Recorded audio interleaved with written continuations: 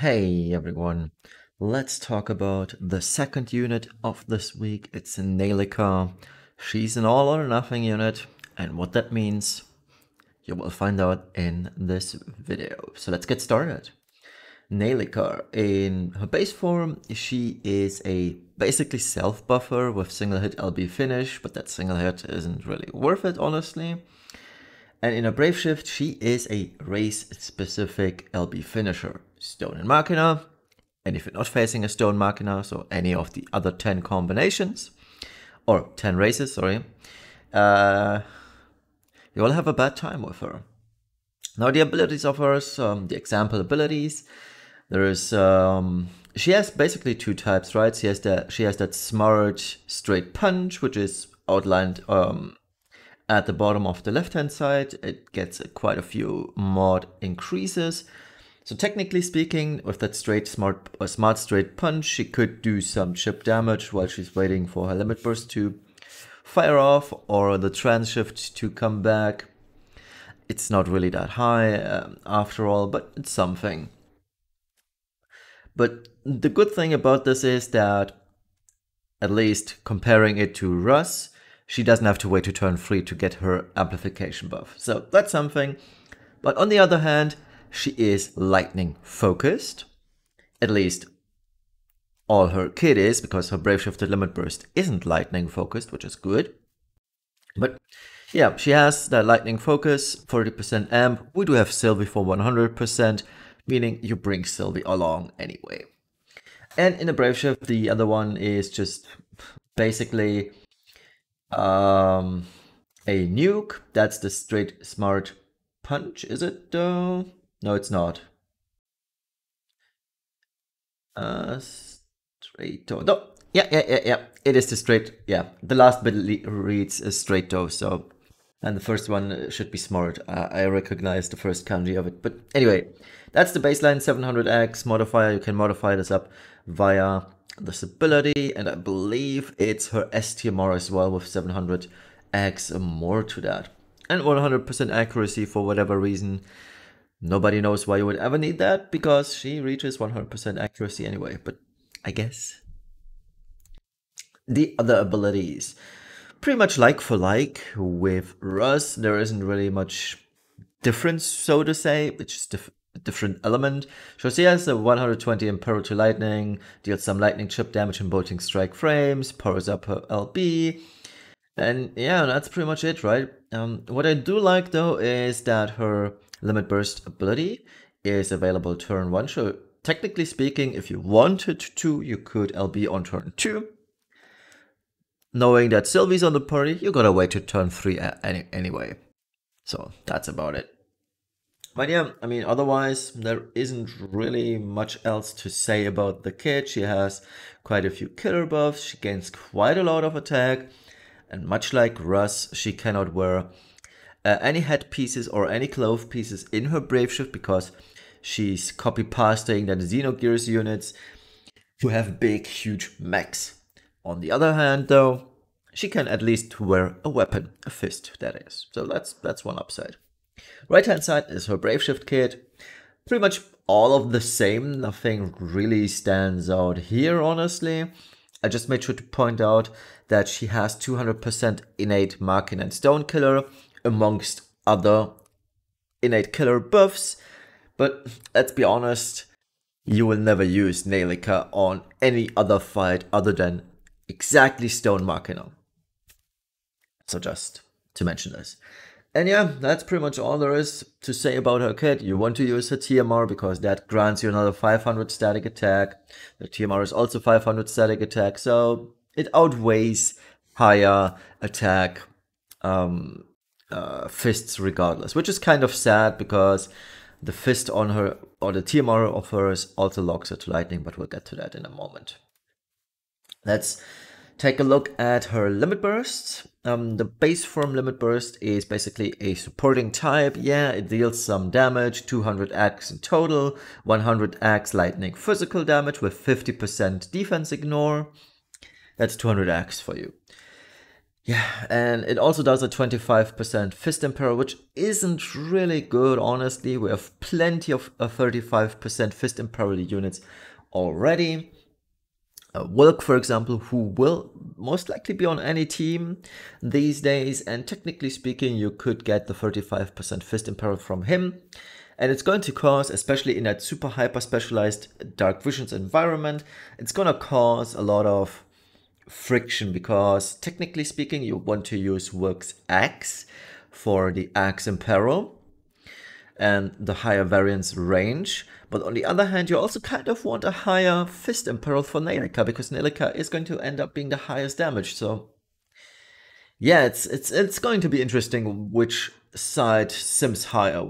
Is it going to sim higher to have Wilk deal damage through the higher axe imperil, or is it going to deal more damage to have that higher fist imperil and boost Neilikka's damage quite a bit? I'll have to map it out. I won't share the result because I do want top 10, so sorry about that. And otherwise, 130 Imperil to Lightning, obviously, which isn't the highest. I have baseline for my ratings, baseline 135. And at the bottom, just when the LB is done, everything is said and done, she increases the LB modifier by 90x permanently for certain race types. The game doesn't state which ones it is. Which is rather unfortunate. Even the game doesn't tell you which races it is, but I would assume Machina and Stone. On the flip side though, this is a straight up 90x increase even if you're not facing any race, so I guess it's all races 90x increase, which is a 180x increase in total because it's two separate hits. So yeah, not too shabby. And then the Brave Shifted Limit Burst is that hyper specialized thing I mentioned earlier. It's 140x versus Stone and 140x versus Machina typed. Both single hits, which is rather neat, so no chains required, no stupid bolting strike variant 2 frames, it's just straight up hit, done. Now what happens if you face, for example, a Demon Machina or Demon Stone boss? Well, in that case, let's assume Demon Machina. The first hit is just a plain 1x modifier, and the second one is that 140x. So technically speaking, I should be making 3 different calculations on this. One, she hits both races, one she only hits one race, and one where she doesn't hit any of her innate race types at all. And I did that, but my spreadsheet only lists the best case and the worst case. I ignored the middle case. And like I mentioned in my Russ review yesterday, I will be removing those super hyper specialized best cases from all units, not just Neilikka and Russ, because I feel like that's just not reflecting reality. When that super hyper specialized instance occurs only once in the entire span of the next 6 months, I don't feel like wasting space on my spreadsheet, and it bloats the spreadsheet unnecessarily. I don't want that, so I'm gonna remove it. So let's take a look at her TMR, STMR, and Vision card. The TMR, like I mentioned, is a fist with standard two-handed fist, with standard fist variance from 1.45 to 1.65, 180 attack, much like Rus's, what was it, sword, I believe? But this one also adds 100 defense to it. It is lightning element weapon. Please keep that in mind when you're wearing this. You should never wear this outside of Neilikka though, because Wilk has a much better fist weapon. But this one provides 100% stone killer, rather nice. It allows users to hit twice for whatever reason. And Neilikka only also gains 100% Machina killer, which means with her baseline innate killers plus the TMR, you are already capped on Machina Stone. Further stating or making sure you have that 300% killer against these two races, making her super slot efficient in that regard. And she also gains 500 static attack from this. Now the Super Twist Master, it's not heavy armor. Damn it, it's light armor. I missed that. It's light armor, not heavy armor. It'd be great if it were heavy armor, but it's not. Light armor, Final Fantasy Brave Exvius units only, and basically the same stats as Rus's armor, which was heavy armor. I just copy pasted this. And 150 attack, 45 defense, 100% fill rate, LB fill rate, and Neilikka only 500 static attack and 700x additional modifier for the smart straight punch. And this is an issue. While Roos's STMR was fine, being heavy armor, Neilikka's light armor is an issue. There is no equip light armor, equipment or material piece in the game, meaning she will never be able to use her own STMR, which would be so good. And sadly, Roos's STMR does not activate Neilikka's TMR/STMR passive. I would have liked personally if, because Roos and Neilikka really tie together, the vision card makes this rather obvious. They're pretty much best buddies. I haven't played the story at all. I don't even care about the story of FFBE. But the vision card makes it seem like they are basically best friends, like Sylvie and Esther. And I would have liked, from a designing point of view, that, or if they had cross TMR, meaning Roos's STMR/TMR activates Neilikka's TMR passive, and the other way around too, such that Neilikka's TMR/STMR also activates Roos's TMR passive. That would have been great. That would have been a very nice flavor piece, and it would have helped both units being somewhat better. Now for Neilikka, this won't matter much when she hits her innate races, but it could have been so much more. And I feel like Alam is, I don't know, Alam is like, yeah, let's do our element wheel units, let's just slap some dumb stuff onto it and call it a day. I really hope that some time in the very, very distant future, they will come back to the senses and start making units with decent A kits and B some thought into it, because this would have been an amazing opportunity to give them some fluff. They missed that opportunity. The vision card is the same as Roos's vision card. I don't know how to pronounce his name, Roos or Russ. I call him Russ because he's a wuss. 140 attack, 200 LB fill rate throughout his free passive, or throughout the free passive abilities, meaning low attack TMR with decent killers, mostly herself, meets a decent STMR for FFBE only, which she sadly cannot use because it's light armor, and the vision card is straight garbage. The damage calculations assumptions, as always, pause the video if you want to read through all of this. And these are the builds. I have a regular build, which is, I believe, Demon and Insect, correct? Because that's not her innate races, meaning, as you can see, she doesn't really gear well for Demon Insect. In fact, it's just 200 Insect and 250 Demon Killer. So she does have a hard time gearing for those because she's missing 2 slots. Not being able to wear even light armor or clothes or anything is kind of bad, as it turns out. At least her attack is rather high. And the bottom one is hyper specialized for Machina Stone. She innately caps all things with it, with her TMR, and furthermore, it's rather easy to gear. We can throw the Clash of Wills ring onto her for 6x chain cap, and then everything else is basically free to go. Instead of Birth of a Champion, you could probably use a Wilkes card. It should fit in as well if you... Yeah, it should fit in as well, I believe. Not sure.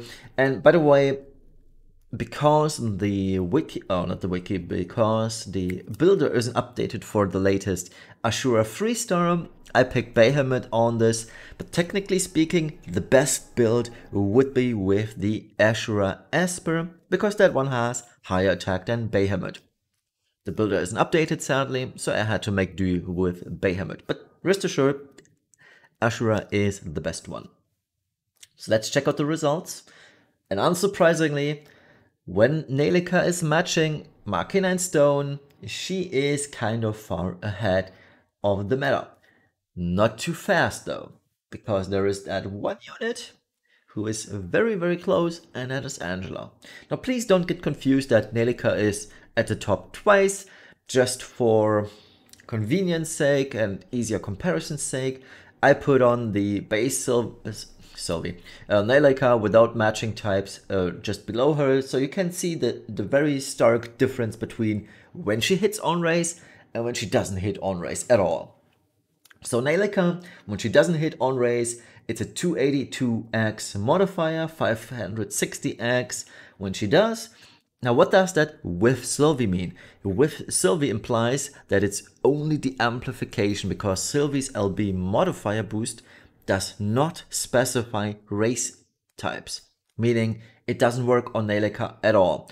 Neilikka does not get a single modifier boost from Sylvie's LB buff. It's only Russ that does, and only half of Russ's portion. But Sylvie's LB buff does not work for race typed things, and I didn't obviously account for that. But I accounted for that for the fact that she can give her a 100% amplification buff, and that's why it states with Sylvie. And yeah, the results speak for themselves basically.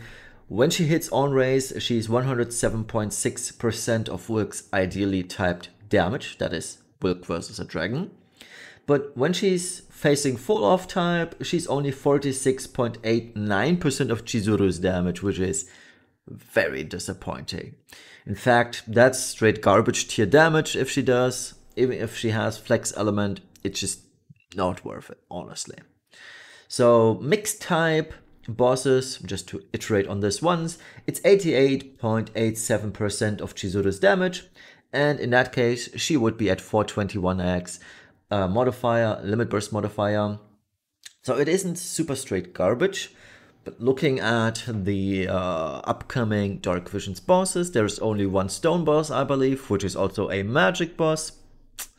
Unless we are, well, technically speaking, there's two stone bosses. One, the Legend of Mana boss, and two, I believe, the Dark Visions that we hopefully skipped with the insect boss at the end. But then there's also the Iron Giant fight, being Machina and Stone, which perfectly matches her killer types, and that's the only time she will actually shine. So thus, let's take a look at her rating. Obviously, without much surprise, honestly, she's a 3 out of 10. She has that super high damage, as we've seen just now, versus matching and mixed matching enemy races. Furthermore, her STMR is rather decent. In fact, strong for FFBE units, because you can't just slap 5 Clash Clove pieces onto your units. It's just one that we have, meaning there is still 5 or 4 units left that you kind of have to fill slots with, and that's a good use case for that. I would say 150 attack power chest piece, that's pretty sweet. So I rate this +1, it's really good for those. The bad things, on the other hand, well, she does have a very low fist and lightning in peril. Super trashy vision card. She has absolutely no party support, and comparing her to really good units as the Work, Kaito, in particular Kaito, Chizuru, etc., it really is a huge stark contrast between... Oops, it states Ruse, I just realized, not Neilikka, whoopsie. But essentially the same verdict. So that's on me, sorry for that. Yeah, I mean, no party support, bad thing. Below average damage for non-matching types. And I didn't deduct a point for this, because I would have had to deduct a point for this on Ruse technically as well. But she can't even wear her own STMR, which it's peak Alum stupidity in my opinion, that she can't even wear her own STMR in the form that matters, which is the Brave Shift. Obviously, Neilikka can wear her STMR in the base form, but who cares about her base form, honestly? And I personally dislike trans shift units, so I didn't deduct a point for that either, but it should be mentioned. So the overall verdict is Neilikka may seem like a good investment versus Stone Machina bosses, just like Ruse may seem like a good investment for Machina bosses, but she is so hyper specialized on these two types, it's just not worth the investment unless you are literally chasing top 10, top 50, maybe even top 100 of Dark Visions, but I would believe there will be plenty of top 100 Dark Vision scores that don't have Neilikka or Roos, for that matter. Having Neilikka is literally only going to matter for top 50. If you have her, then there's then the next stakes become, do you have her at EX plus 3 for that 500 static attack? So all in all, yeah, she's good for exactly one single fight.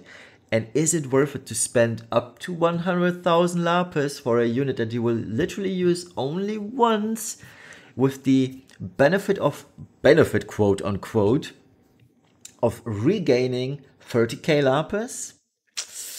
I don't know, that seems like a very bad return on investment. Spend 100k, get 30k in return? I don't know, Kev, it doesn't seem worth it. And let's be honest, none of us is going to get rank 1. That spot is probably going to Robot DA, who pretty much outworlds everyone else. So no 50k for you, no 50k for me. I have to hope for my 30k from top 10, but that's pretty much all there is. It's really bad return on investment. And unless you are a Lunar Whale, you shouldn't pull for this unit, because you will never use that unit outside of Iron Giant. And with that, we are closing the Neilikka review. Thank you all for watching. Like I mentioned yesterday in my video, I'll be taking a break just to rest a little bit after finishing my thesis and all. So we'll see each other on Thursday again for some new content. Maybe I'll do a poll video. I have a good feeling of what's coming next week, so let's see. But for now, have a wonderful rest of the Saturday evening, morning, afternoon, wherever you're from. Have a great weekend. See you Thursday. Bye bye.